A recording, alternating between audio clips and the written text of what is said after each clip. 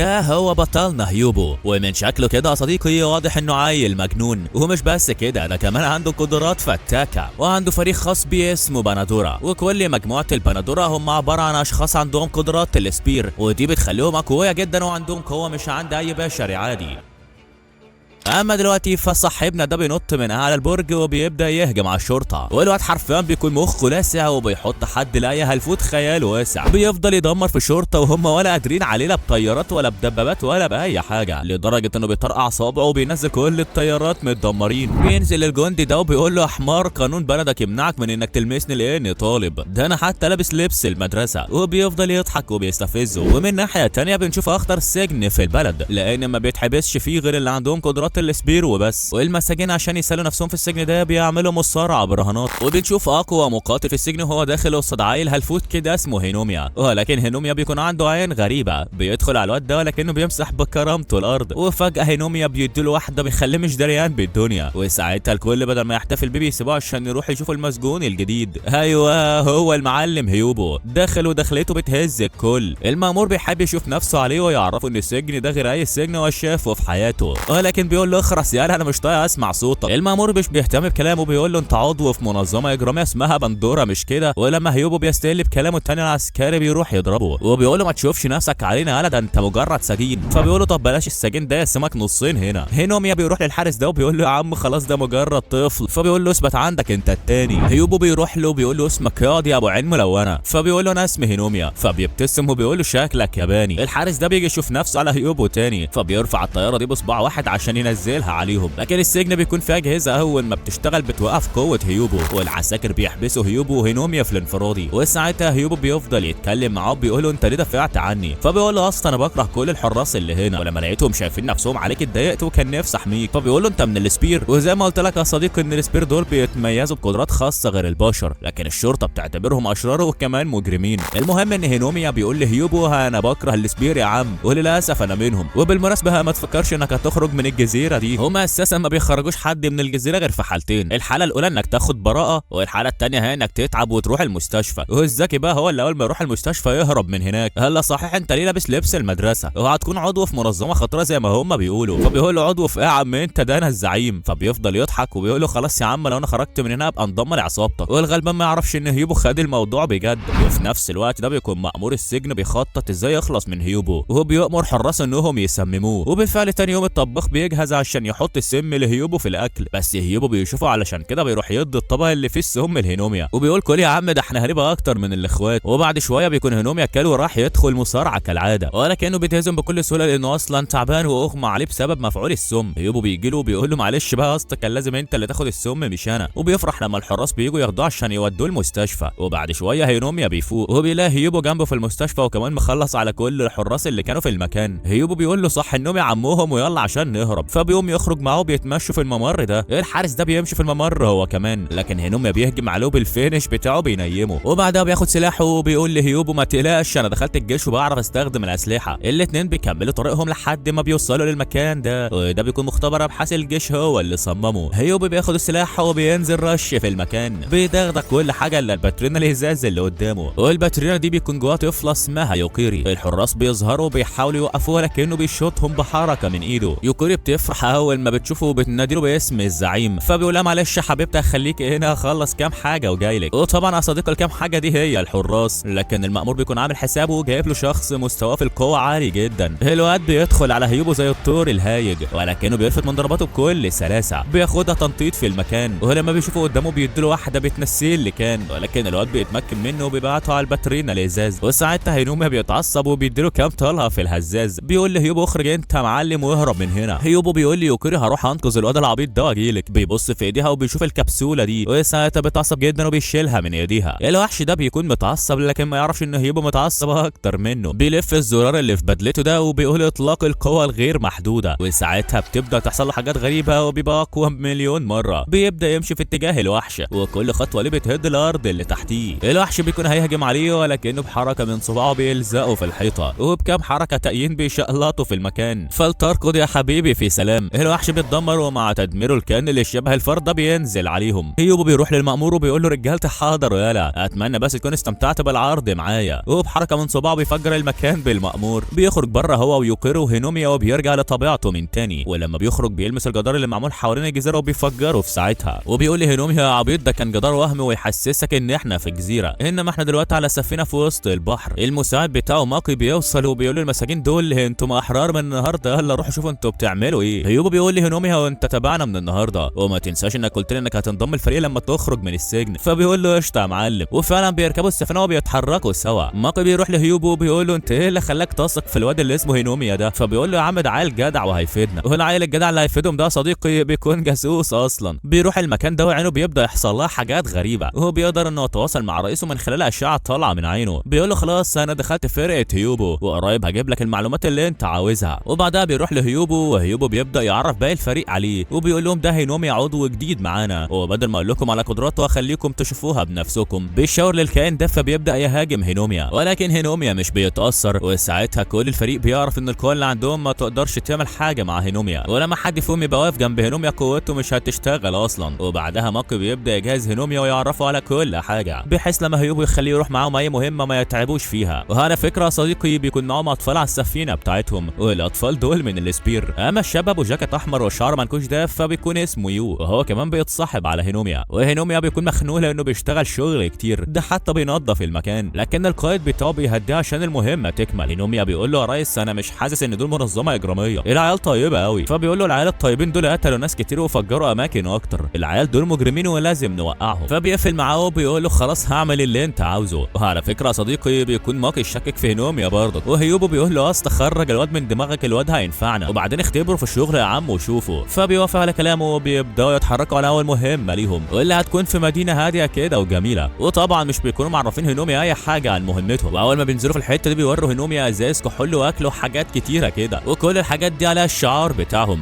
فبيقول لهم هو انتوا مافيا ولا مجرمين ولا ايه نظام امكم بالظبط؟ فبيقولوا له ده احنا كمان شغالين في تهريب الاسلحه وحاجات كتير، ما تستغربش لسه اللي جاي اكتر. وبعدها بيرجعوا يتحركوا تاني، وماكي بيسيبهم وبيروح على الشخص ده، وبدون مقدمات الاتنين بينزلوا تخبيط في بعض، لكن ماكي بيقدر عليه. رجاله الهول بيوصلوا لكن ماكي مش بيتهت وبيبدا يدغدغ عظمهم كلهم. باقي الفريق بيكونوا قاعدين في المطعم ده وبيستنوا لحظه معينه وبعدها بيبداوا يتحركوا. بيتحركوا على فين بقى يا صديقي؟ بيتحركوا على ماكي عشان يساعدوه. هينوميا كمان بيروح وراهم بس مش بيكون عارف هما مشيوا ازاي، ومره واحده بيسمع صوت في دماغه، والصوت ده بيكون صوت يو بيعرفوا المكان اللي هم فيه. هينوميا بيفضل ماشي لحد ما بيوصل المكان ده، ومره واحده بيسمع الصوت بيكون هيخرم له ودانه. الشخص ده بينزل قدامه ميت وبيكون يو هو اللي قتله بموجاته الصوتيه. وساعتها هينوميا بيفهم ان الواد ده بيقدر يتواصل مع اي حد من خلال التخاطر، وفي نفس الوقت عنده قدرات صوتيه خارقه للطبيعه، ولكنه مش بيكمل تفكير لان بيشوف ماكي نازل تخبيط في باقي الرجاله هو واصحابه. العيله الصديق ما بيسموش على حد وبيقدروا يخلصوا عليهم كلهم، انما هيوبو فبيكون عارف ان فريقه خلص المهمه، فعشان كده هو مش شايل هم، هو بس قاعد ياكل ايس كريم مع البنت الصغيره. وبالليل بيروح يقعد مع زعيم عصابه كبير وبيكون مكلف هينوميا انه يقتله، وده من خلال انه يقعد فوق سطح بيته ويكون مجهز القناصه. وهينوميا بيفتكر ان هيوبو عرفه بالمقابله اللي هتتم، وقال له بص بقى يا معلم لازم تعرف ان الخاين عندنا بيموت على طول، عشان كده يا ريت ما تخناش، والمطلوب منك انك تقتل زعيم العصابه اول ما انا اديك اشاره. وفي الوقت الحاضر هينوميا بيكون متوتر جدا، بس بيقول انا لازم اضرب نار واقتل الزعيم، لان لو ما عملتش كده اكيد هيوبو هيشك فيا، بس اللي موترني ان انا اساسا مش قاتل. وفجاه يوبو يكلمه بيقول له اجمد شويه يا اسطى، وعلى فكره هيوبو هو اللي موصينا راقبك، وما تقلقش ماكي خلص على باقي رجاله الزعيم اللي تحت. رجاله الزعيم اللي معاه في الاجتماع بيعرفوا اللي حصل لباقي زمايلهم، والزعيم بيقول له هيوبو انت شكلك عاوز تموت، فاكر لما قابلتك زمان ساعه احتلال فينا انت كنت وقتها حته ظابط هلفوت. فبيقول له انت كنت رئيس ساعتها، بس شوف دلوقتي الزمن يا جدع. هينوميا بيكون سامع كل الكلام ده وبيعرف ان هيوبو عايش من زمان، لكن بيستخدم قوته في انه يخلي شكله لسه شباب، وانه زمان برضك خدم في الجيش الامبراطوري اثناء الحرب الكبرى. هينوميا بيركز مع وش هيوبو وبيلاقيه بيعمل حركات ببقه، والحركات دي معناها يلا اقتله يا هينوميا. هينوميا بيتوتر ومش بيكون عارف يعمل ايه، وفي الوقت ده حراس الزعيم بيخرجوا اسلحتهم وبيخرموا جسم هيوبو بالرصاص، وفجاه هيوبو بيظهر منه كذا نسخه. وساعتها هينوميا بيضرب طلقه بتخلص على كل اللي في المكان، لكن الصدمه الاكبر ان هيوبو بيظهر له من ظهره وبيقول له عاش عليك ياض، كنت هزعل منك اهو لو ما ضربتش نار، خد بقى البس السلسله دي لانك اثبتت ولائك، وبكده انت واحد مننا رسمي، وهو هتقلع السلسله دي خالص. وبحركه من صباعه بينقلهم لمكان الاجتماع، بيطير راس الزعيم اللي مش بيكون الزعيم الزعيم الاصلي اساسا. هينوميا بينصدم وبيعرف ان كل ده هيوبو عمله عشان يختبره مش اكتر، انما الزعيم الاصلي فهو موجود في المبنى اللي هناك ده. واساسا الراجل حالته صعبه جدا، وهو على صديقه تتغر في حالته او في شكله اللي معجز وباين عليه انه ما يقدرش حتى يحرك ايده. الراجل ده قوي جدا. هيوبو بيقول لهينوميا الراجل ده كان عاوز ينهيني، بس طبعا الكلام ده عند ام لطفي اللي بتيده وتطفي. بيبص للزعيم وبيتكلم من خلال التخاطر وبيوري له الرصاصه اللي في دماغه، وهو بيقول له انا مت قبل كده وهو ده اللي وصلني للمستوى اللي انا فيه، وده من خلال القوه اللي اتنقلت لجسمي بعد ما مت، لان روحي كانت محتاجه تنتقم من ناس كتير ساعتها. انا مش ناس اصحابي اللي انتوا قتلتوهم في الجيش، وبعد ما انتوا قتلتوهم انا فضلت لابس اسود عليهم لحد دلوقتي. وساعتها الراجل بيرفع ايده، ومع رفعه ايده كل ازاز المباني اللي حواليهم بيتكسر وبيروح على هيوبو. هيوبو بحركه من صباعه بيوقف الازاز وبيبدا يفعل الزرار وبيعزز قوته، وبعد تعزيز قوه الهجوم بيشتغل يا صديقي. هي خبطه في الثانيه بيفجر المدينه كلها بعم كحكح ده. الموضوع كله ما خدش كام ثانيه، وبعد الكام ثانيه دول هيوبو بيرجع لطبيعته تاني، انما هينوميا فبيكون مصدوم من منظر المدينه اللي في خلال كام ثانيه اغلبيه المدن اللي فيها اتهدت. وطبعا الاخبار بتتكلم عن اللي حصل، وفي نفس الوقت بيتكلموا عن الاميره صوفي، ودي ناويه تحتفل بيوم اسمه اليوم الازرق. وطبعا كل الاخبار دي بتوصل لهيوبو وفريقه بيكونوا في طريقهم دلوقتي للاميره، واثناء الطريق كل الفريق بيكون عمال يهزر مع هينوميا، لكن هينوميا مش بيكون عاوز يهزر معاهم، وكل اللي في دماغه دلوقتي ازاي يبان انهم طيبين جدا مع انهم ساعه المعركه بيبقوا وحوش.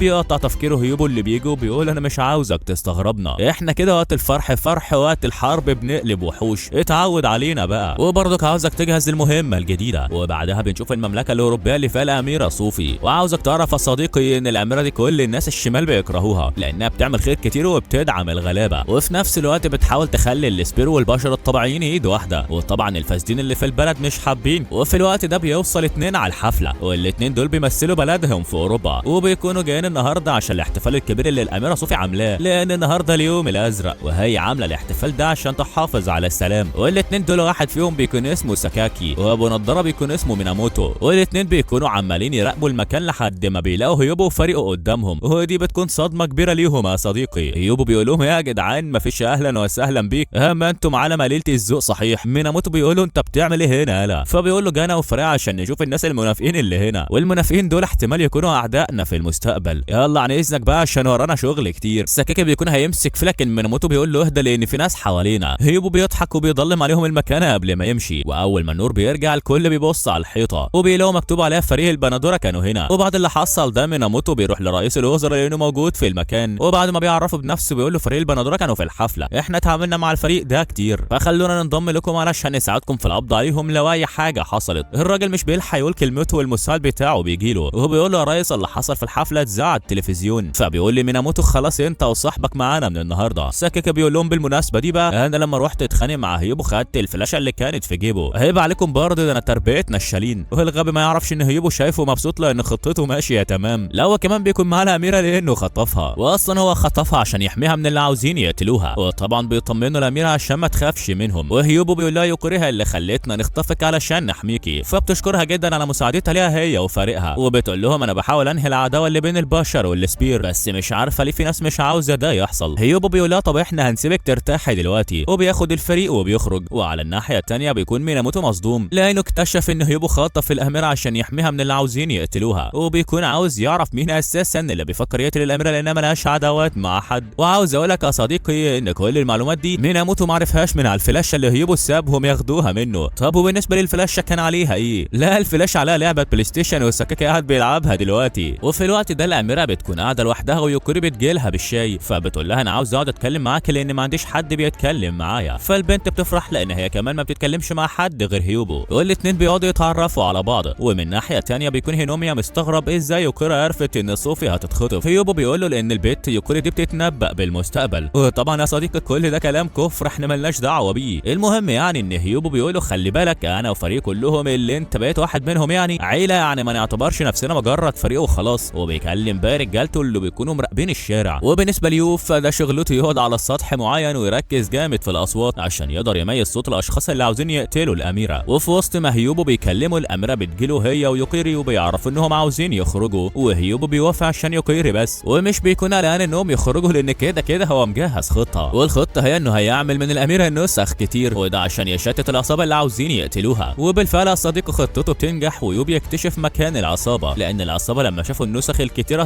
اتوتروا جدا وعرفوا ان في حد بيدور عليهم دلوقتي وقاصد يحط لهم طعم عشان يمسكهم. الاتنين دول بيروحوا يتعاملوا مع جزء من الرجاله اللي يكتشف مكانهم، وبيقولوا الاغبياء مش عارفين ان الاميره في مخزن قريب من هنا، وبيكونوا عارفين ان الواد ده سامعهم، والواد بيروح يبلغ باقي العصابه وبيتحركوا على المخزن ده، لكن بيلاقوا الوحش العنيف هيوبو مستنيهم وهو بيقول لهم ما تقلقوش انا مش هقتلكم. وطبعا بيكون مطمن على الاميره اللي هي ويوكيري عايشين حياتهم بالطول والعرض دلوقتي، ويوبو بيكون معاهم وبيبلغ هيوبو بكل حاجه. هيوبو بيقول له ماشي يا حبيب قلبي، انا خلصت على العيال اللي هنا وعرفت منهم انهم تبع منظمه بتكره السبير، وواحد من المنظمه دي طلب منهم يخلصوا على الاميره لان الاميره عاوزه السلام بين السبير والبشر العاديين، وبالنسبه لزعيمهم فما تقلقش هنعرف هوصل له ازاي. وفي الوقت ده ميناموتو بيقعد يلعب مع صاحبه وبيقفلوا اللعبه، وبيكون في رساله في اللعبه دي. ميناموتو بياخد الفلاشه وبيحطها في اللابتوب بسرعه، وساعتها بيلاقي عليها مصايب تخص الدوله وعن كل الناس الفاسدين اللي فيها، وساعتها ميناموتو بيفضل يفكر يا ترى الاميره موجوده فين دلوقتي، وبيكتشف حاجه مهمه. وفي الوقت ده بتكون الاميره ماشيه مع يوكيري وبيشوفوا الملجأ ده قدامهم، وصوفي بتفتكر انها كانت بتيجي الملجأ ده زمان، وكانت بتشوف يوكيري اللي كانت بتقعد لوحدها على طول، لكن صوفي اول ما شافتها راحت اتعاملت معاها بكل لطف عشان تخليها تطمن. وفي الوقت الحاضر بتقول لها لو عاوزه تكملي حياتك معايا انا ما عنديش مانع، لان بجد حبيتك ومعتبرك اختي الصغيره. وفجاه بيوصل رئيس الوزراء ورجالته، وده بعد ما ميناموتو عرفهم المكان اللي الاميره هتكون فيه دلوقتي، بس بيتفاجئ ان مساعد رئيس الوزراء عاوز يقتل الاميره، ولحسن الحظ يوبي يلحقها وبياخد الطلقه بدلها. الواد ده بيروح عشان يقتلها برضك، لكن ميناموتو بيرفع عليه سلاح وهو بيقول له اثبت عندك لخلص عليك. برضك الواد مش بيسمع له، وساعتها يوكيري بتبدا تحرر الطاقه اللي جواها وبتكون هتفجر المكان باللي فيه، لكن هيوبو بيوصل وهو بيقول لها خلاص يا حبيبتي ما تخافيش، واول ما بيطمنها يوكيري بتهدى وبتخفي القوه اللي عندها. هيوبو بياخد السلاح من الواد ده وبيكسر له ايده وهو واقف في مكانه من غير حتى ما يقرب له، وساعتها الاميره بتشكره جدا على اللي عمله، وهو بياخد رجالته وبيمشي من المكان، وبعدها بيروح يقعد في المكان ده وبيسمع الاخبار بتتكلم ان الاميره خلاص كشفت الخاينين اللي في مملكتها وكمان عاقبتهم، وطبعا الاخبار دي بتفرح هيوبو جدا. وبعدها بياخد فريقه وبيقرر يرجع على اليابان. صحابه بيقولوا له انت قررت ترجع اليابان بسبب انك شفت فريق ميناموتو من كام يوم، ولا عاوز تروح للملكه بتاعتك؟ فبيقول لهم لا، عاوز ينكش ميناموتو عشان يجي لي هو والثلاث بنات اللي معاه. وطبعا كل اللي بيحصل هينوميا بيبلغ رئيسه بيه وبيقول له مش عارف ليه مش حاسسهم واثقين فيا قوي، بس ما تقلقش انا عندي خطه حلوه. فبيقول له حاول تخليهم يثقوا فيك باي شكل، ولازم توصل للجهاز الخطير اللي على السفينه بتاعتهم. الجهاز ده هم مخبيينه في قلب السفينه بس فين؟ فبيقول له خلاص تمام. وبعدها بنشوف الثلاث بنات اللي في فريق ميناموتو، وما تتغرش فيهم لانهم اطفال يا صديقي، العيال دول اقوياء جدا. وحاليا ميناموتو واخدهم ورايحين على هيوبو بيشوف الطياره بتاعتهم بس ولا بيفرق معاه. وفي الوقت ده بيكون هينومي قالب الدنيا على الجهاز في السفينه، لكن الاثنين دول بيظهروا له. هيوبو بيقول له مالك يا واد انت بتدور على ايه؟ وبعدين الاوضه اللي انت بتحاول تفتحها دي مش هتعرف تدخلها من غير ما يكون معاك تصريح، والتصريح ده لازم تاخده من هيوبو طبعا. فبيتوتر وقبل ما يرد عليه الهجوم بيشتغل على السفينه بتاعتهم، والهجوم ده بيكون من الثلاث بنات اللي مع ميناموتو، وميناموتو بيكون مراقب كل حاجه من الطياره. طبعا انذارات الطوارئ بتشتغل ويوبي ينسى هينوميا خالص. على الناحيه الثانيه بيكونوا الثلاث بنات عاملين شغل جامد مع كل اللي على السفينه، لا وكمان بيقدروا يخترقوها وبيتحكموا فيها بالكامل. وهيوبو بيشوف تسوبومي ودي البنت اللي مسميها الملكه، واللي في نفس الوقت اصحابه قالوا له انت عاوز ترجع تشوف الملكه بتاعتك مش كده؟ المهم يعني انه بيقول لها يخرب بيتها لك يا بنت ده انت حلويتي قوي، انا بقالي كتير ما شفتكيش. بيهجم عليها ولكنها بتكون متعادله معاه في القوه، بتقوم ما بينهم معركه قويه، واحده من هنا على واحده من هنا ومحدش سادد مع التاني. وفي وسط ما هم بيتخانقوا بيفضلوا يشتموا في بعض، وكل واحد بيفكر التاني بماضيه. وتسوبومي بتكون مشعلله وعاوزه تخلص عليه، ومن كتر شعللتها بتكون مسيطره معاه. ومش تسوبومي لوحدها يا صديقي، ده كل فريقها داخلين على رجاله هيوبو، بس طبعا قوتهم بتيجي قدام هينوميا وبتضعف جامد، وهو ده اللي بيخلي هينوميا يسيطر عليهم. بس البنت دي بتكتفه عشان تقدر تواجهه، لكن لما بيروح في حته بعيده عنه بيلاقوا قوتهم رجعت تشتغل من تاني. فبيرجعوا تاني يفتشوه بيلاقوا معاه السلسله اللي على شكل هيوبو دي، فبيقولوا هي السلسله دي اللي احنا عاوزينها. هينوميا بيقول العيال دول بيفكروا في مصيبه هيعملوها هنا على السفينه، بس يا ترى هي ايه؟ وعشان يعرف هما بيفكروا في ايه بيقول لهم خدوني معاكم كرهينه، وصدقوني هتستفادوا جدا من الموضوع ده. والاغبياء بيصدقوا بيقولوا له ماشي، بس ما بيلحقوش ياخدوه كاسير لان ماقي بيقابلهم وبيهجم عليهم هو التاني. بس اطمن يا صديقي ما بيلحقش يعمل حاجه لانه بيتكتف جنب صاحبه. اما الثلاث بنات فبيحطوا الكبسوله دي في السفينه، وبعد ما بيحطوها بيخرجوا على بره وبيدوا الاشاره لتسوبومي ان كل حاجه تمام. وساعتها تسوبومي بتبعد عن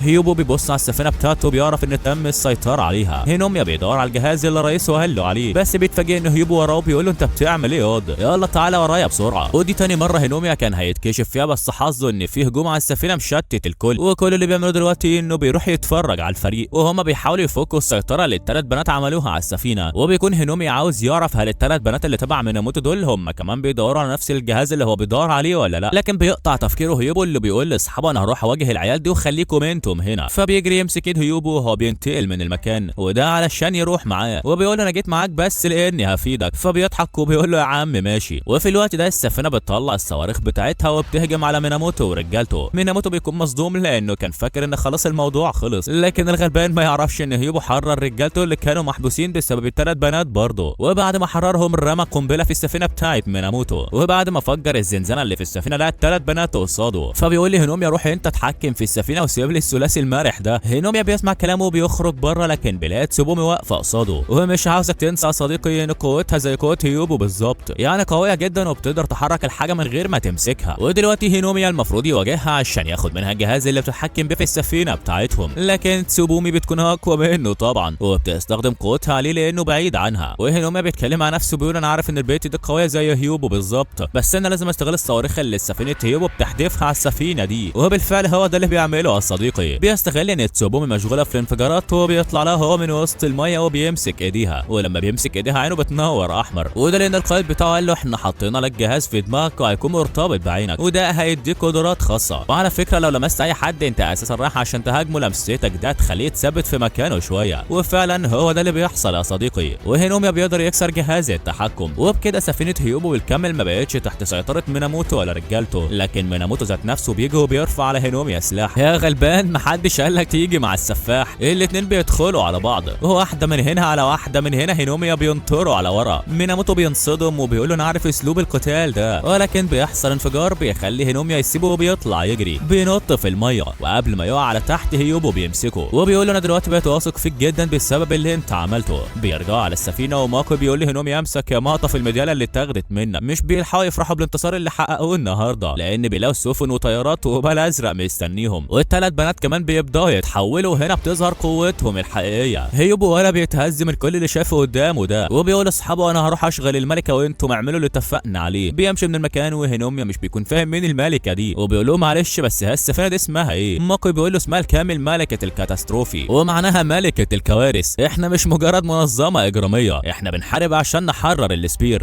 اللي دايما بيتهانوا الناس الطبيعيه بيجوا عليهم على طول. احنا عاوزين نعمل لهم عالم جديد، واللي انت ما تعرفوش ان تسوبومي اللي هيوبي بيقول عليها الملكه هي اللي المفروض تبقى قائده السفينه اللي احنا فيها دلوقتي. وفعلا يا صديقي هيوبي بيخرج على تسوبومي وبيقول لها مش هسلمك السفينه. بيلف الزرار اللي تحت بدلته وبيقول لها تعالي بقى نرقص شويه. بيهجم عليها هجومه المعتاد ورغم قوتها هي واللي معاها بس مش بيقدروا عليه، وهيوبي بيقدر يتغلب عليهم بكل سهوله. هو ده الشغل ولا بلاش يا رجوله؟ لا هو كمان بيخلي السفينه بتاعته تطير من فوق الجسر واي حاجه تحتيه، والسفينه بتفضل طايره في الهواء لحد ما بتختفي من قدام الكل. الثلاث بنات دول بيكونوا زعلانين وبيقولوا لميناموتو سامحنا علشان ما عرفناش نقف قصاد هيوبو. فبيقول لهم انتوا عملتوا اللي عليكم، هو بس اللي اقوى منكم. بيمشي هو وتسوبومي وميناموتو بيبص في السماء وبيقول له هيوبو اتمنى ما تموتش. وبعد اللي حصل في العمليه الاخيره هيوبو وفاروق بيروحوا يتفسحوا شويه وينبسطوا، وطبعا هينوميا بيكون هيتشل وبيقول لهم يا جدعان انتوا واثقين انكم عصابه؟ فبيقولوا له يا حبيبي احنا لازم نهدي اللعب شويه كل فتره كده، وفي نفس الوقت ادينا بنريح اعصابنا وما تقلقش المهمه الجايه قربت جدا. وبعدها هيوبو بيروح للشخص ده وبيقول له تسلم انك خليت السفينه بتاعتي عندك. فبيقول له يا عم انا في الخدمه دايما. وبنعرف ان هيوبو بيداري السفينه بتاعته لما بيكون مريح شويه زي اليومين دول كده، وبيكونوا فريقه مبسوطين جدا وعمالين يتفسحوا لان هو اللي قايل لهم يريحوا اعصابهم. وبرضه هينوميا بيكون مشلول يا صديقي لحد ما يوكوري بتجري وماكي بيقول له اجري الحقها لان دي لو تهت تبقى مصيبه. وبتكون يوكوري ماشيه وسط الناس وخايفه منهم لحد ما بتلاقي محل بيبيع تعاويذ، فبتروح عشان تشتري تعويذه كده عجبتها، لكن طبعا لانها عيله صغيره فالبياع مش بتهتم بيها. في الوقت ده هينوميا بيوصل يوكوري الاول ما بتشوفه بتفرح جدا وبتخليه يشتري لها تعويذه، والاتنين بيكونوا ماشيين سوا لكنها بتسيبه وبتكون عاوزه تدخل الملاهي. هينوميا بيكون حاسس بيها وبوحدتها وبيقول لها خلاص ثانيه واحده اشتري تذاكر عشان ندخل جوه، لكن بيلاقي ان التذاكر خلصت. بس ما تقلقش يا صديقي التذاكر خلصت لكن سحره موجود، وهو ده اللي بيخليه يدخل الملاهي بكل سهوله. وفي الملاهي بقى بيفضل يلعب هو ويوكيرو وبيخليها تنبسط على الاخر، بس بيكون في شخص مراقبهم. هينوميا بيقول لي يوكيرو هروح اجيب حاجه وجاي. الشخص ده بيكون لسه مراقبه، فجاه هينوميا بيظهر له وهو بيقول له بتعمل ايه يا ميناموتو؟ مش عيب انك تمشي ورايا يا اسطى؟ فبيقول له العيب في الجيب والجيب مخروم يا حضره الظابط. هينوميا بيروح معاه وميناموتو بيقول له انا عارف انك ظابط امريكي وجاي هنا في مهمه. فبيقول له لا طبعا انا مش ظابط، وبعدين مش المفروض لما تيجي تثبت حاجه يكون معاك دليل. سوبومي بتقول له لا ما تقلقش، لو على الدليل فهو موجود، وممكن كمان نوريه لهيوبو. احنا عاوزين ندمر هيوبو وفريقه محتاجينك تساعدنا، المصلحه واحده اصلا فانضم لينا احسن. بيقول لهم انا ممكن اروح اعرف هيوبو بالكلام ده وساعتها هيثق فيا اكتر. سوبومي بتقول له ما تنساش ان احنا ماسكين عليك ادله تثبت انك ظابط ومزروع في فريق هيوبو، ساعتها هيوبو هيقتلك. بص يا عمنا عشان ما نحرقش كتير، الحرب اللي قامت في اليابان زمان كان هيوبو ساعتها في الجيش وشارك في الحرب، وبعدها حصلت حاجات كتير وهيوبو مات على ايد رئيسه لان رئيسه خانه وقتله هو وكل زمايله، وهو ده اللي خلى هيوبو يرجع للحياه من تاني لان روحه عاوزه تنتقم. وعلى فكره انا عارفه هيوبو معرفه شخصيه، ها ناوي تساعدنا ولا لا؟ وقبل ما يرد عليهم الصديق العرض اللي شغال بره ويوكوري بتتفرج عليه بيخلص، وساعتها كل الناس بتمشي وفي ناس بينسوا ياخدوا ابنهم، وابنهم ده كان اصغر من يوكوري فعشان كده فضل يعيط. يوكوري بتروح له وبتعرف منه انه بيعيط لانه تاه من امه وابوه وسط الزحمه، ودلوقتي مش لاقيهم، فبتمسك ايده وبتغمض عينيها وساعتها بتعرف مكان ابوه وامه، وفعلا بتوديه لابوه وامه، والواد بيقول لهم البنت دي هي اللي ساعدتني ان الاقيكم. اول ما مسكت ايده وغمضت عينيها عرفت مكانكم على طول، وساعتها الناس بيعرفوا انها من السبير وبيبعدوا عنها على طول. يوكوري بتزعل بس بتتفاجئ ان كل الناس سمعوا اهل الطفل وهم بيقولوا انها من السبير، فعشان كده الكل بيتنمر عليها وبيقولوا حد ينادي الامن، وفعلا الامن يجي علشان ياخدها، بس اول ما بيلمسوها بتتحول وبتظهر هالة سودا في المكان. وطبعا كان ميناموتو مستني رد هينوميا وهل هيشتغل معاهم ولا لا، لكن المساعد بتاعه اللي بيراقب يوكوري بيكلموا بيعرفوا كل اللي حصل، فعشان كده اضطر ما يسمعش رد هينوميا ويسيبه ويمشي عشان يسيطر على الموقف، ولكن ما حدش بيقدر يسيطر على الموقف غير هينوميا لانه بيجري يلحق يوكوري اللي بتطمن اول ما بتترمي في حضنه، وساعتها كل حاجه بتهدى. لا كمان باقي الفريق بيوصلوا وبيقولوا لهم يلا عشان نمشي من هنا، وفعلا بيختفوا من المكان بسرعه قبل ما الموضوع يكبر اكتر من كده. وطبعا ميناموتو بيكون متضايق لانه ما سمعش رد هينوميا، وهل هيشتغل معاهم ضد هيوبو ولا لا؟ وبمناسبه هيوبو بقى صديقي، فعاوز اقول لك انه من فتره حاسس بتعب، عشان كده ساب الفريق بينبسطوا بوقتهم وهو اتنكر في شكل دكتور ودخل المستشفى دي، واول ما دخل المستشفى عمل فحوصات لنفسه من غير ما حد يشوفه، وبعد ما عمل الفحوصات دي عرف اللي عنده فمسح نتيجه الفحص فورا.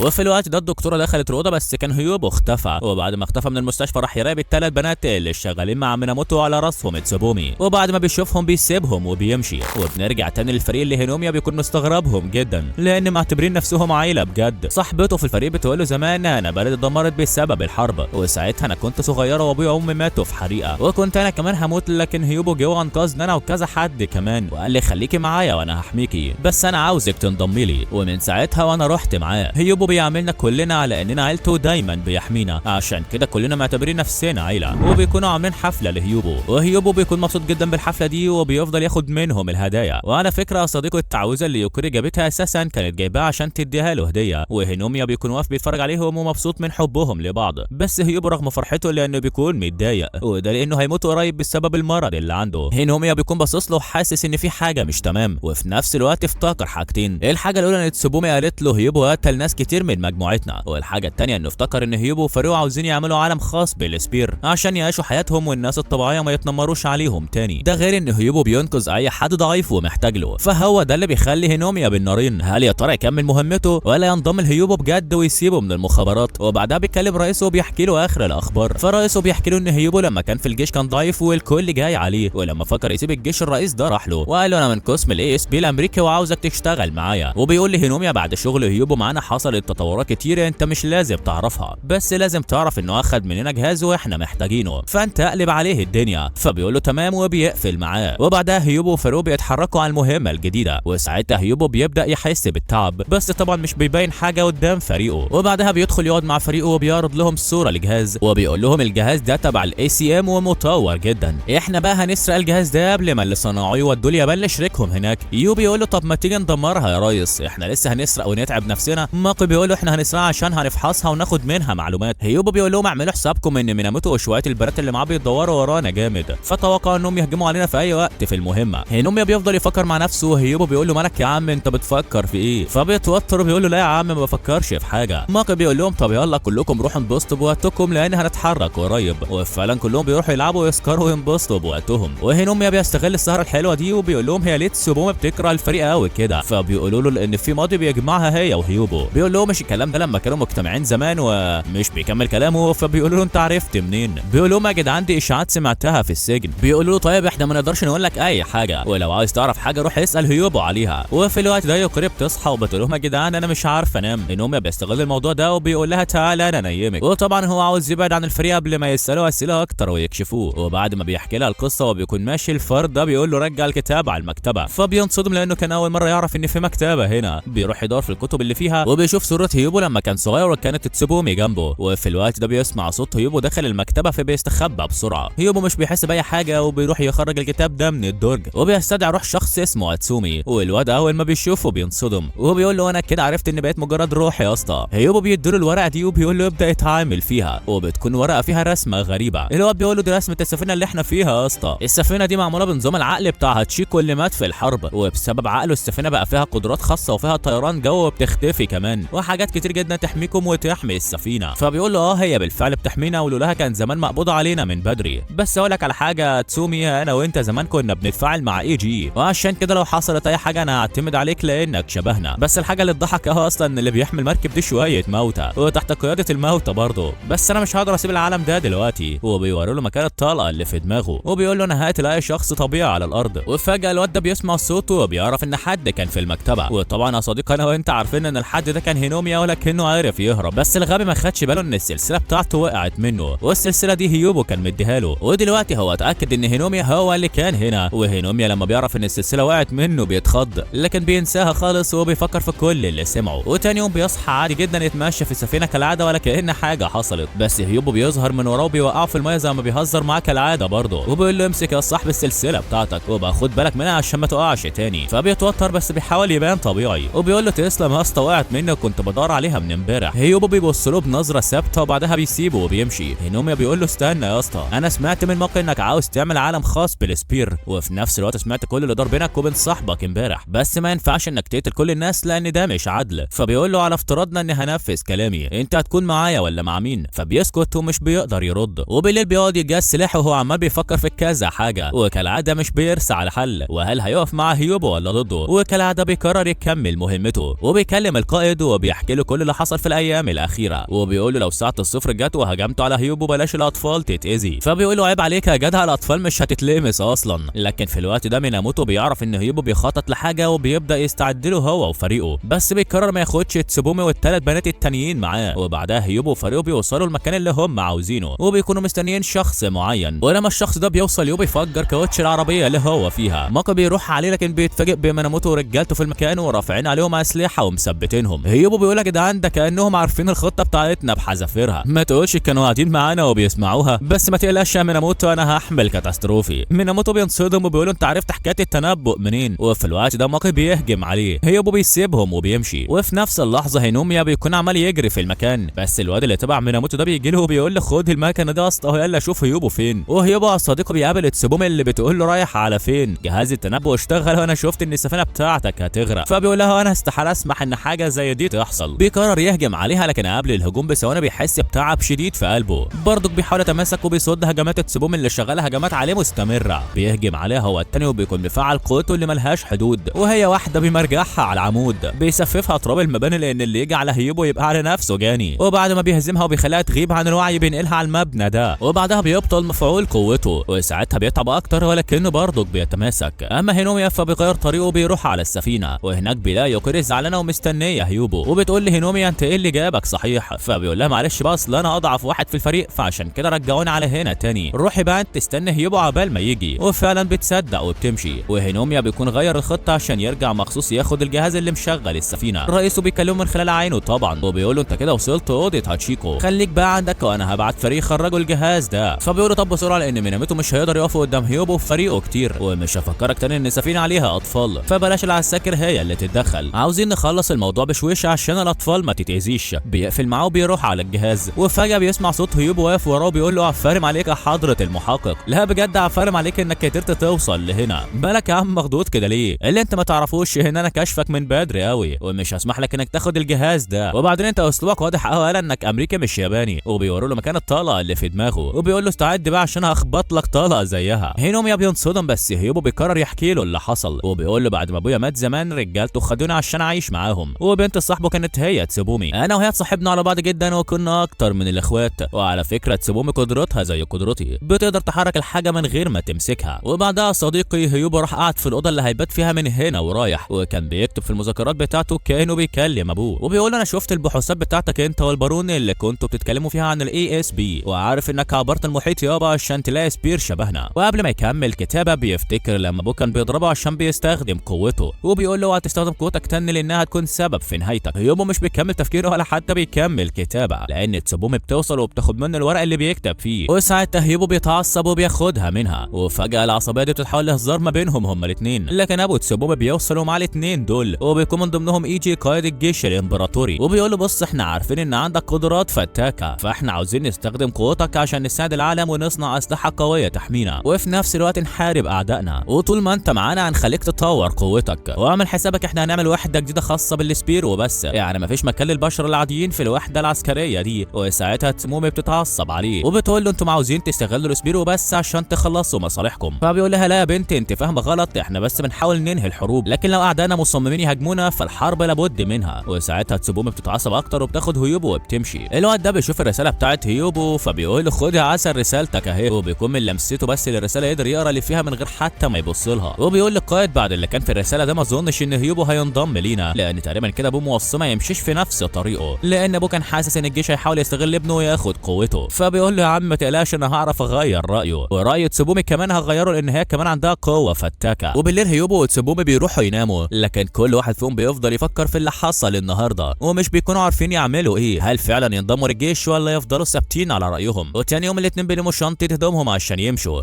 يروحوا على فين بقى يا صديقي؟ على وحده الجيش. ايوه الاثنين قرروا ينضموا لهم بس هيبقى ليهم شروط، وهي ان الاشخاص البريئه مش هتتقتل في الحرب. وطبعا القائد كان مبسوط جدا بانضمامهم للجيش، وبيبداوا يفرجوهم على اشرطه فيديو متصوره عشان يعرفوا ما اللي بيحصل في الحرب وكده، وفي نفس الوقت بيوروهم فيديوهات لاشخاص عندهم قوه السبير عشان يعرفوهم ازاي يتحكموا في قوتهم. وعلى فكره يا صديقي النهارده كان يوم احتفال، فعشان كده كله مبسوط، وهيوبو راح اشترى ساعه وفرح بيها اكتر ما هو فرحان، وبيكون رايح يدور على تسوبومي عشان يوريها الساعه، لكن خبط في الضابط ده بالغلط، والضابط فضل يتريق عليه وبيقول له ايه لبس المهرج اللي انت لابسه ده. هيوبو بيفتكر انه كان لابس الزي العسكري، لكن تسوبومي هي اللي خلته يلبس اللبس ده عشان هيبقى حلو عليه. وفي الوقت ده تسوبومي بتوصل وبتقول للضابط مالك ومال اخويا الصغير، بتفضل تهزق الضابط وبتقول له يلا غور من هنا. الناس كلها بتتلم عليهم، والضابط عشان يلم كرامته اللي اتبحترت بيحاول يهزق تسوبومي هو التاني، ولكنها بتلبس له ايس كريم في وشه. الضابط بيحاول يضربها ولكنها بتلف عليه برجل اللي خلفيه بتنيمه هو وزميله. يا حلاوه بكده الموضوع كبر، وطبعا القائد راح يلحقها وهو واصحابه حاولوا يهدوها وقالوا لها انت ما عملتيش حاجه غلط بس اهدي شويه لان احنا مش ناقصين مشاكل الفتره دي. لكن اللي كانوا خايفين منه حصل، والقياده العليا بعد ما عرفوا الموضوع اتعصبوا. الضابط المسؤول حاول يفهمهم ان بيفوت غلطات هيوبو وتسوبومي عشان محتاجهم ومحتاج قوتهم، ولكنهم قالوا له كلام ده ما يلزمناش، احنا عاوزين نستبعد الاثنين دول خالص. فبيقول لهم انا مش طالب بس غير فرصه اخيره اوريكم فيها قوه العيال دي. باختصار كده هندخل حرب بسيطه. البحريه طالبين طيارات جديده اليومين دول ومعاهم اسلحه جديده برضه وعاوزين يختبروها، فاحنا هنخلي الاختبار على العيال دي، ولو خسروا في الاختبار كده هيموتوا لان الاختبار هيكون خطير، وبكده نكون خلصنا منهم لو خسروا، ولو كسبوا يبقى احنا كمان كسبنا اقوى اتنين في فريقنا. وبيخلي رجالته تعرف هيوبو وتسوبومي انهم داخلين على اختبارات ولازم يكونوا مستعدين. وبعد فتره من التدريب الاوامر الجديده بتجيلهم، وبيتعرفوا من الاختبار هيكون في الجو لانهم هيواجهوا طياره حربيه قويه جدا ولسه مصنوعه. وبعدها هيوبو بيبدا يتدرب لانه زي ما هيواجه طياره هيواجه الجنود، والجنود دول صحابه بس في التدريب طبعا هيكونوا اعدائه، والمفروض ان كل واحد هيمسك سلاح فيه طلقات مش حقيقيه. وبتكون التدريبات صعبه جدا على هيوبو، لكن تسوبومي بتقول له انا واثقه فيك رغم ان كل اللي هنا مش واثقين فيك على فكره. فبيقول لها ما تقلقيش هثبت لهم انا مين. وبعدها بيبداوا يجهزوا للاختبار، وبيكون معاهم نماذج من الطياره اللي قالوا عليها، والنماذج دي معناها ان معاهم طيارات شبه الطياره المصنوعه جديده وقويه جدا، بس الفرق ان الطيارات دي مش بنفس المواصفات قوي. واخيرا جت اللحظه المنتظره، المهمه بتبدا وهيوبو بيفضل يراوغ الطياره ويبعد عنها. الطيار مش بيكون سايبه في حاله، بس هيوبو بيكون متمكن منه وقادر يشتت انتباهه. بيفتكر كلام صاحبه لما كان بيعلمه ازاي يخدع كابتن الطياره ويقدر يهزمه، وهو ده بالظبط اللي هيوبو بيكون شغال عليه. الطيار بيفضل يضرب عليه نار وهيوبو عمال يلفت منها بكل سلاسه، بس المشكله ان الطيار بيكون خلاص هيتمكن منه. وفي نفس الوقت هيوبو بيفتكر ابوه شويه ذكريات كده بتشتته، ولما ابوه قال له ما تستخدمش قوتك لان انا لما فكرت استخدم قوتي خسرت حاجات كتير فبلاش تعمل زيي. هيوبو بيفهم من تفكيره ان الطيار بيكون خلاص هيتمكن منه بشكل كامل، ولكن الكلام ده عند مصطفى كامل بيشد اجزاء في الهواء وهي خبطه من سلاحه بتيجي في الطياره. صحيح ما بتدمرهاش ولكن هو كده كسب التحدي، لان لو الرصاص اللي معاه حقيقي كانت الطياره اتدمرت. وفي وسط الاحتفال القائد بيكلم هيوبو بيقول له في غواصه غريبه دخلت منطقتنا، استعمل رصاص حقيقي وروح شوف ايه نظام الغواصه دي. هيوبو بينصدم اول ما بيشوف الغواصه وبيفهم ان دي حرب حقيقيه بعيده عن التدريب خالص او حتى الاختبار، عشان كده هو واصحابه بيروحوا عليه باسلحه حقيقيه مش مزيفه. القائد بيكلم رجالته بيقول لهم هنحاول بقدر الامكان المكان ما ندخلش في حرب معاهم. وفجأة الدلافين دي بتطلع من تحت المية وبيكون شكل عينيهم غريب، لان دول مش دلافين حقيقية يا صديقي، ده في حد بيتحكم فيهم، ونفس الحد ده بيتواصل مع هيوبو من خلال الدولفين ده وبيقول له احنا عاوزين نساعد السبير. وفجأة بينضرب صاروخ قوي في المكان والصاروخ ده بيدمر الدلافين، وطبعا القائد هو اللي بعت الصاروخ ده والصواريخ تانية عشان يدمر باقي الدلافين، بس هيوبو مش بيستحمل يشوفهم بيموتوا وبيروح وراهم، وده لانه عارف انهم مش جايين في شر. الكل بيفضل ينادي عليه عشان يوقف اللي بيعمله، ولكنه بيعمل اللي في دماغه وبيروح ورا الصاروخ ده علشان يوقفه، وبالفعل بيستخدم قوته بيقدر يفجر الصاروخ قبل ما يوصل للدلافين. الانفجار بيكون شديد جدا وهيوبو بيقدر يطلع منها على خير، وبيروح للقائد بتاعه اللي بيكون مبسوط جدا بيه، وده لانه انجز المهمه ورجع عايش وما ماتش زي ما كله كان فاكر. وخلاص القياده اتاكدت ان الدلافين مش جايين في شر، او بمعنى صح اللي بعتهم مش ناوي على شر.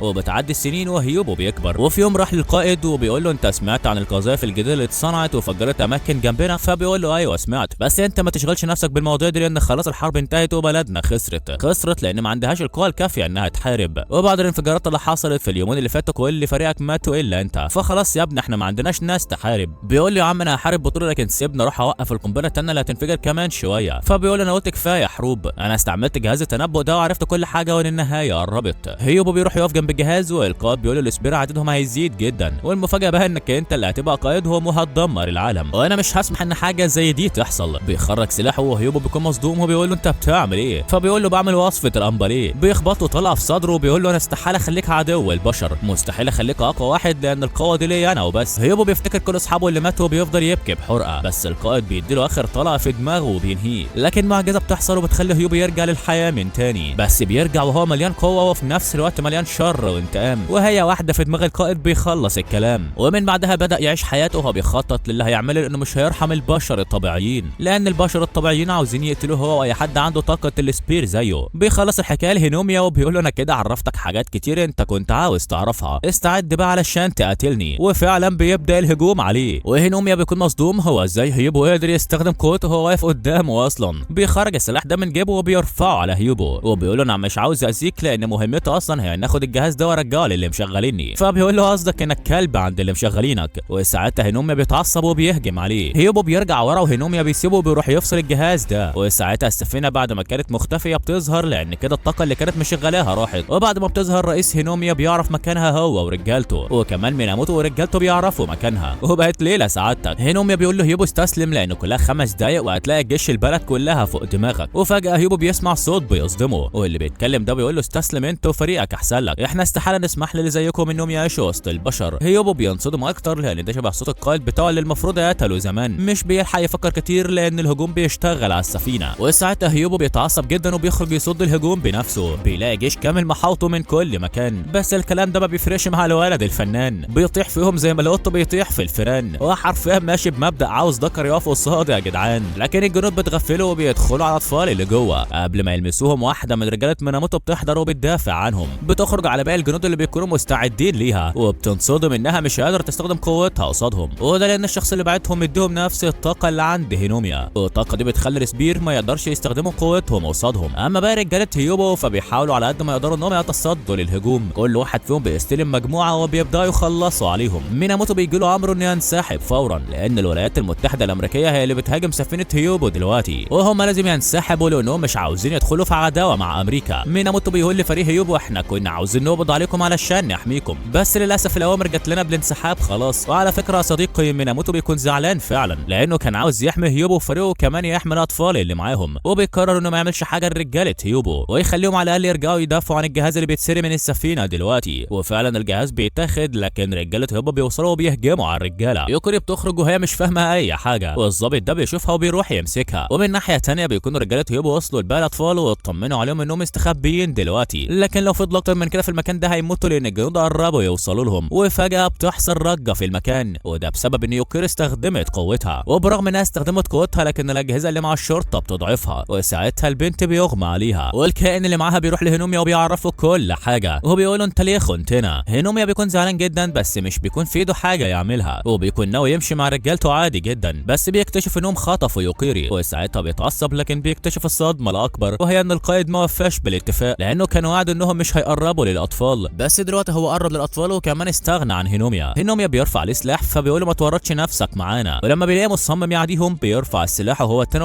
بتخبطه طلقه في صدره وبتموته، وبعدها بياخد الرجاله ويقري وبيمشي عادي جدا. وبيكون هيوبو تعبان جدا بسبب مرضه، ولكنه بيحاول يصمد لاخر نفس فيه. بيبص على السفينه بتاعته بيلاقيها بتتدمر هي وكل اللي عليها حتى العيال الصغيرين. الجندي ده بيخرج من الطياره اللي راكبها وبيضرب نار على العيال، لكن ماكي بيصد رصاص وبيقدر انه يفجر الطياره كمان. هيوبو بيكون منهار من كل اللي حصل، وماكي بيقول له بلاش تستسلم وخلينا ننهي الحرب دي زي اي حرب دخلناها قبليها. وبالفعل كلامه بيرجع الثقه لهيوبو من تاني، والضرب بيشتغل عليهم من كل مكان. وهيوبو بيقول لرجالته احمي انتوا اللي فاضل على السفينه وانا هروح للعيال دي. وبالفعل بيروح عليهم وبيفعل اقصى طاقه عنده. وللعلم يا صديقي رغم انه كده معاه قوه فتاكه اكتر من اللي كان بيستخدمها قبل كده، الا ان القوه دي هتتعبه جدا برضه، ولكنه مش بيحسب لها وبيدخل على اي طياره قدامه بسيف بيشقها. الواد الامان عامل شويه اكشن جامدين، تقول هيركليز هو اللي في المعركه يا اسماعيل. المهم ان بايديه شغال بالسلاح شغال لحد ما بيفجر اي حاجه قدامه. وللاسف السفينه بتاعته كانت من ضمن الحاجات اللي انفجرت، لكن فريقه بيكونوا خرجوا. وبسبب الانفجار الشديد اللي حصل ده هينوميا فاق، وده لان الطلقه جت في السلسله اللي هيوبو اداها له، يعني ما جاتش فيه هو ولا حاجه. ومش محتاج افكرك يا صديقي ان المخرج هو اللي قال له اعمل فيها ان الطلقه جت فيك، حابين يستعبطوا بقى. المهم انه بيبص على هيوبو وبيلاقيه لسه واقف على رجليه وبيحارب. بيحارب بقى يا صديقي، بيحارب دبابات على طيارات على صواريخ نوويه. بس الواد برضك مش هفيه، رغم ان في جيوش كتير عماله تقابله ولكنه صامد قدامهم. بس في الحقيقه يا صديقي احنا حسدناه لان في صاروخ جاب هاجل ووقعه على تحت. هينوميا بيجري علشان ينقذه لكن الصواريخ بتوقعه وراه. الاتنين بينزلوا الميه وهيوبو بيكون في عالم تاني، وبيتخيل الساعه اللي اشتراها زمان قدامه. بيمد ايده علشان ياخد الساعه، لكن فجاه بيفوق على هينومي وهو ماسك ايده وبيخرجه من الميه. واول ما بيخرجوا من الميه بيلاقوا كل حاجه انفجرت حواليهم بما فيهم السفينه. وفجاه تسوبومي بتطلع من تحت الميه وبتكون جات تطمن على هيوبو. وعلى فكره يا صديقي هي قبل ما تجيلهم بعتت رساله للوزاره بتحذرهم فيها ان حد هيهجم على هيوبو تاني، لان لو ده حصل هتطربق الدنيا فوق دماغهم. وبعد يومين هيوبو بيفوق وبيلاقي نفسه في بيت تسوبومي، وكمان كان متوصل باجهزه طبيه. بيقول لتسوبومي انا مش فاكر حاجه هو ايه اللي حصل، فبترمي له السلسله بتاعت هينوميا وبتقول له الشخص ده هو اللي انقذك، بس انا عاوز اعرف انت ليه رحت الولايات المتحده رغم انك عارف اللي هيحصل هناك. مش بيركز في كلامك خالص يا صديقي، لانه لسه مصدوم من الصوت اللي سمعه وهو بيواجه هينوميا. وزي ما قلت لك الصوت ده هو صوت القائد بتاعه اللي المفروض قتله زمان. وبسبب ان هيوبو مش فاهم اي حاجه ومش مستوعب اللي بيحصل بيزعق لتسوبومي وبيقول لها انا مش عاوز اسمع صوتك خالص دلوقتي. وبيكون هينوميا مع الثلاث بنات اللي تبع تسوبومي، وفي نفس الوقت معاهم الدكتوره بتاعه الفريق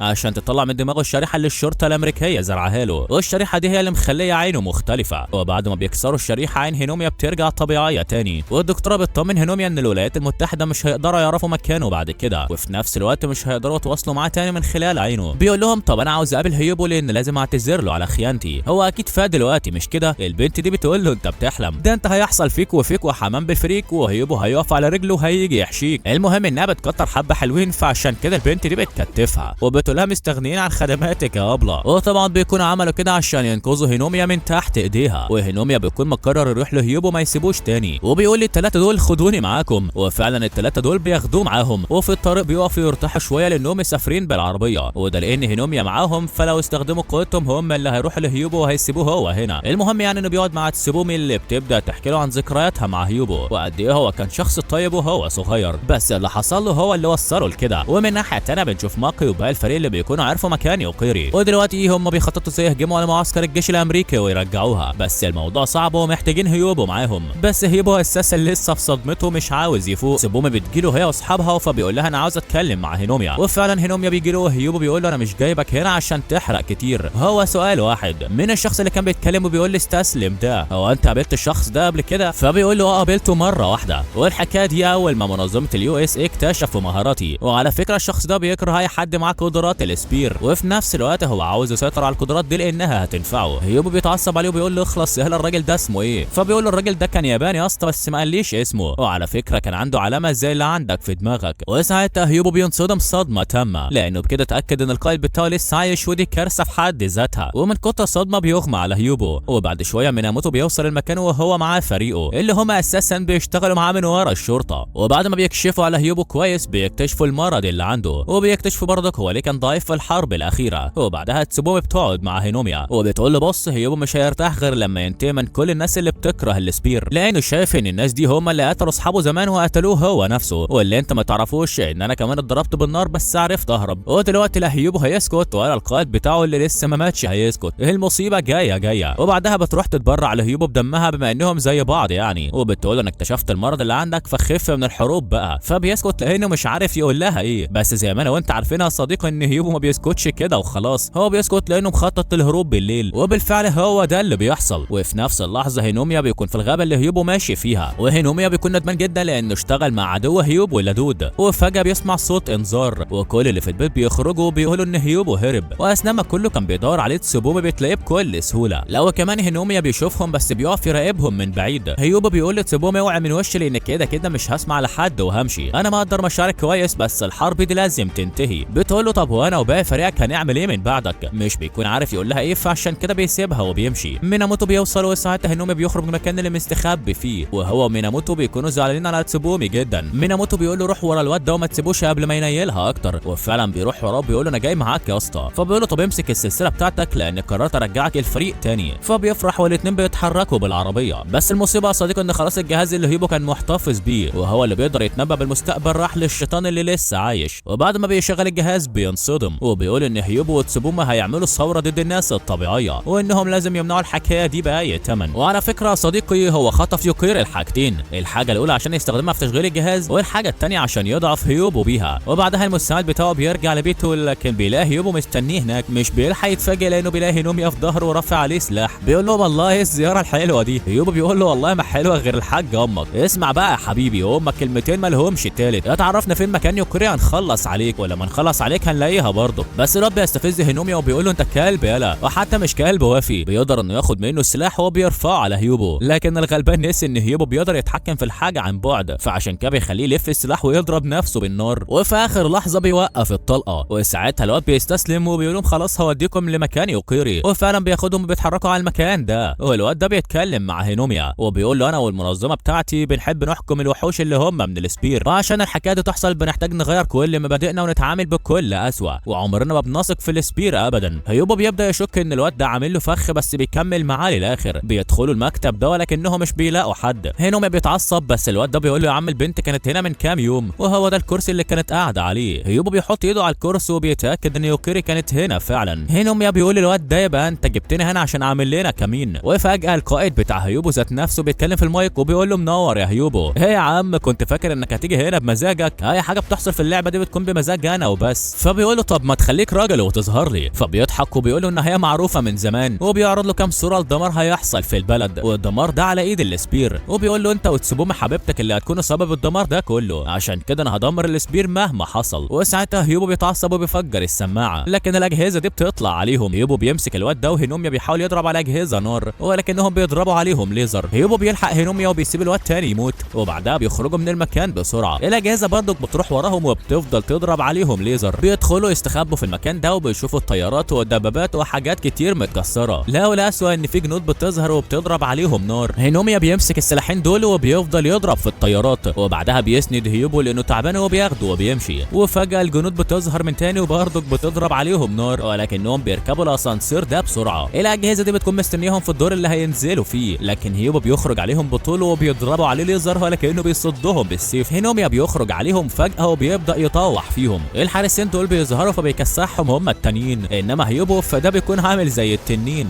بيرجعوا يكملوا تخبيط في الاجهزه لحد ما بيخلصوا عليهم وبيخرجوا على القاعه دي. هينوميا بيقلق فبيضرب نار في المكان عشان يشوف في حاجه هتحصل ولا لا، وفعلا كان معاه حق وباقي الاجهزه بتخرج عليهم هما الاثنين، ولكن هيوبو بسيفه بيسويهم على الجنبين. ومن الناحيه الثانيه هينوميا في ظهره لا تقول لي حسن ولا حسين، خبطه من هنا على خبطه من هنا ولا اكشن مستمر يا عمنا. بس هيوبو مش بيكون قدامه حل تاني غير انه يستخدم الزرار اللي بيخليه يفعل الطاقه الغير محدوده، وفي الحاله دي ممكن يموت. وقبل ما يعمل كده فريقه بيوصل وبيبداوا هما كمان يخبطوا في الجنود اللي بيلمحوه بيمسكوه العمود، واللي بيكتر معاهم بيركنوه جنب مسعود. وبعد الاكشنات دي كلها بيخرجوا منها على خير، وهيوبو بيشكر فريقه انهم وصلوا في الوقت المناسب. ويوب بيقف مع هينوميا وبيقول انا كنت فاكرك خنتني والموضوع خلص على كده، بس طلعت اصيل يالا. وبيضربوا عشان يكونوا متعادلين. وفي الوقت ده بتكون تسوبومو وميناموتو عمالين يدوروا ورا القائد اللي لسه ما ماتش، وبيعرفوا انه بعد الحرب في اليابان سافر على الولايات المتحده وفضل شغال على خطته في انه يخلي الناس الطبيعيه تحكم السبير. وفي الوقت ده الاخبار بتتكلم ان نورمان مؤيد حقوق السبير وحريتهم، نجح في الانتخابات وبقى المحافظ في مدينه نيويورك. تسوبومي بتنصدم وبتفكر تروح على هناك، ونفس الاخبار اللي هي بتتفرج عليها بيكون هيوبو وفاروق فين بيتفرجوا عليها دلوقتي، وبيشوفوا المحافظ وهو بيقول انا نفسي البشر الطبيعيين والسبير يعيشوا مع بعض والخلافات تنتهي. هيوبو بيقول لرجالته القائد الشيطان قال لي ان المستقبل هيتدمر بسبب انا وتسوبومي، عشان كده هو عاوز يدمر السبير، فما اظنش انهم هيسيب المحافظ يعمل اللي هو عاوزه. وفي الوقت ده تسوبومي بتوصل لمكان يوكيري، لكن يوكيري مش بتكون واثقه فيها، فعشان كده بتعمل نسخه من تسوبومي ذات نفسها وبتخليها تحاربها. لو كمان اي حد من فريق هيوبو بيحاول يوقفها بتحاربه هو كمان، وده لانها مش قادره تسيطر على نفسها دلوقتي. النوميا بيرن على هيوبو ولكنه مش بيرد عليه، بيبص جنبه وبيلاحظ ان يوكيري ماشيه من نفس الطريق، فبيجري وراها علشان يلحقها. وفي وسط ما هو ماشي وراها بيشوف حاجه وقعت منها، ودي بتكون تعويذه زي اللي مع هيوبو. يوكيري بتدخل المكان ده لكن هينوميا مش بيقدر يدخل وراها لان الامن بيوقفوه، وفجاه ميناموتو وصاحبه بييجوا يدافعوا عنه وبيقولوا له يلا يا عم ادخل بسرعه. وفي الوقت ده هيوبو بيحس ان يوكيري هتعمل حاجه شريره، وبيكون حاسس بيها في المكان بسبب التعويذه اللي هي مديها له، وفعلا بيكون معاه حق لان يوكيري هتعمل مصيبه، وده لان القائد بتاعه القديم مسيطر عليها زي ما قلت لك يا صديقي. ودلوقتي هو مخليها تروح المكان اللي المحافظ هيبقى متواجد فيه، واول ما بتروح المكان بتفضل تفجر في كل حته، وبتكون هتقتل المحافظ لكن هينوميا بيوصل وبيحميه. رجاله الشرطه بيرفعوا عليه الاسلحه، لكن ميناموتو وصاحبه بيقولوا لهم نزلوا اسلحتكم ومحدش يقرب له. وفجاه يوكيري بتستخدم سحرها على الناس وبتتحكم فيهم، وده لان الشيطان اللي بيتحكم فيها امرها انها تعمل حاله شغب في المكان. هيوبو بيروح لها وبيقول لها فوقي يا يوكيري، بتحاول تهاجمه ولكنه بيصد هجومها، وبيقول لها انا عارف انك مش في وعيك دلوقتي بس انت لازم تفوقي. وساعتها بتتعصب اكتر وبتسيطر على كل الناس اللي في المدينه. لا وكمان بتحط هيوبو في متاهه وبتصنع نسخه منه عشان تواجهه. هيوبو بيفضل يحارب النسخه، وفجاه الطياره اللي حاربها زمان في الاختبار بتظهر له، فبيعرف ان القائد اللي متحكم في يوكيري عاوز يفكره بذكرياته القديمه كلها عشان يخليه مش في وعيه، وعشان ينجح في كده اكتر بيخليه يتخيل صحابه اللي اتقتلوا قدامه. وفعلا خطته بتنجح وهيوبو بيبدا ينهار. المشهد بيتبدل وبيظهر المشهد اللي القائد بتاعه قتله فيه. هيوبو بيقع على الارض وهو سايح في دمه، وفجاه بيشوف نفسه وهو صغير، ونسخته الصغيره دي بتقول له انت لازم تموت لانك وحش. وساعتها هيوبو بيفوق وبيبدا يشغل الطاقه الغير محدوده، وفجاه بيخرج من الدوامه اللي القائد بتاعه حبسه فيها. ويوكيري كمان بتبدا تفوق. وعلى فكره يا صديقي كل ده يوكيري اساسا محبوسه في باترينا ازاز، لكن الشيطان مخليها تستخدم قوتها وتعمل منها نسخه تانية تخرج تدمر الدنيا بره. بس اللي هيوبو عمله خلاها تبدا تفوق وتدمر الباترينا الازاز. وفجاه المشهد بيتبدل وبتلاقي نفسها في الملجأ اللي كانت عايشه فيه زمان، ومن الملجأ المشهد بيتبدل لكذا مكان يوكيري عاشت فيه لوحدها، لحد ما بتلاقي هيوبو قدامها وجاي مديلها ايده زي ما حصل زمان بالظبط. جالها وقال لها ما تخافيش انا معاكي، وبالفعل بينجح انه يطمنها ويخليها تثق فيه. واول ما بتمسك ايده بتفوق بالكامل، وكل الكوارث اللي الشيطان خلاها تعملها بتنتهي. واول ما بتفوق بتلاقي هيوبو ماسك ايديها برضك، وبيقول لها انا خليتك تفوق من ذكرياتك زي ما انا فقت من ذكرياتي. وفجاه الطاقه اللي جواه بتسيطر عليه وبتخليه ينطر يطير بعيد. بتبدا تحصل له حاجات غريبه، وقبل ما يسيطر عليه بالكامل بيقول لهينوميا خد يوكيري واهرب لان الشكل دي النهايه يا صاحبي. هينوميا مش بيستسلم وبيحاول يفوقه بقدر الامكان. بيلاقي يوكيري كمان عاوزه تنقذه، فبيديها التعويذه بتاعتها وبيقول لها ايدك في ايدي يلا. وفعلا الاثنين بيفضلوا يمشوا في اتجاه هيوبو وبيقفوا قدام الطاقه بتاعته. بيقدروا انهم يوصلوا له وبيفكروه هو مين. هينوميا بيطلع طاقه كبيره من عينه وبيقدر انه يسيطر على طاقه هيوبو ويرجعه لطبيعته تاني. وبعد اللي حصل ده هينوميا بيقع في الارض قاطع ميه ونور. هيوبو بيفرح جدا من موقفه ده وبيكون عارف انه لسه ما ماتش. وتسوبومي كمان بتفرح اول ما بتعرف ان كل حاجه انتهت. بس عشان كل حاجه تنتهي بجد يا صديقي هيوبو بيروح للشيطان اللي كان السبب في كل ده. الشيطان بيقول انا عاوزك تقتلني وتريحني من الدنيا، فبيقول له ديك قلتها بلسانك، انا لو قتلتك هبقى بريحك وفي نفس الوقت اخليك شخص خالد، بس انا هعمل فيك الاسوأ من كده بكتير، انا هخليك تفقد الذاكره وتعيش تايه في الحياه دي. وفعلا هو ده اللي بيعمله يا صديقي. وبما ان كل حاجه خلصت فهينوميا بيودع الفريق علشان يمشي. كل الفريق بيكون زعلان عليه واولهم يوكيري اللي بتقول له انا واثقه اني هشوفك تاني. واول ما بينزل تحت بيلاقي هيوبو مستنيه وبيقول له على فين، فبيقول له خلاص هسيب الفريق بما ان كل حاجه خلصت وامسك السلسله بتاعتك اهي. بس هيوبو بيضحك وبيقول له خلي السلسله معاك، انت هتفضل واحد مننا واول ما نحتاجك عاوزك تجيلنا على طول. فبيضحك وبيسيبه وبيمشي، وهيوبو بياخد فريقه وبيتحركوا على مكان يعيشوا فيه، والمكان ده مش هيكون فيه اي حد بيكرههم. وبكده بتخلص حكايتنا النهارده.